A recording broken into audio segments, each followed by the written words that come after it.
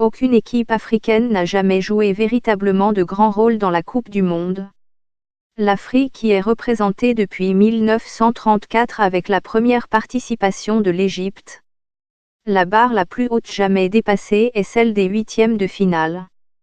Le Cameroun, en 1990, le Sénégal en 2002 et le Ghana en 2010 sont les équipes africaines ayant atteint les quarts de finale mais sans les dépasser.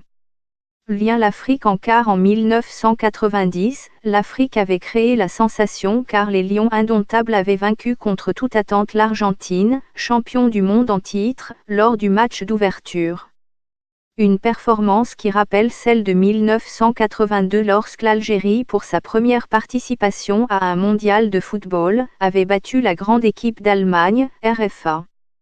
Après 1990, l'Afrique va attendre 2002 pour vivre une nouvelle Coupe du Monde faste, avec la sensation créée par la victoire du Sénégal sur la France, championne du monde en titre. Les Lions de la Teranga s'étaient alors hissés en quart de finale comme l'avaient fait auparavant les Lions indomptables du Cameroun. 8 ans après, le Ghana offre au continent ses derniers quarts de finale en 2010 en Afrique du Sud. Pour sa seule et unique Coupe du Monde organisée sur son sol, l'Afrique vivra la même malédiction de s'arrêter en quart de finale. Aliou Cissé, entraîneur du Sénégal, a beau dire qu'il croit qu'un jour un pays africain va remporter cette Coupe du Monde, la vérité des chiffres est que l'Afrique peine toujours dans la plus grande compétition de football.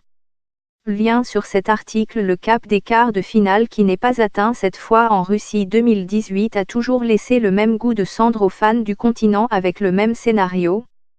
Du Cameroun en 1990 au Ghana en 2010, en passant par le Sénégal en 2002, le sort des équipes africaines s'est toujours joué aux prolongations, dont 2 fois après la série des tirs au but, 1990-2010.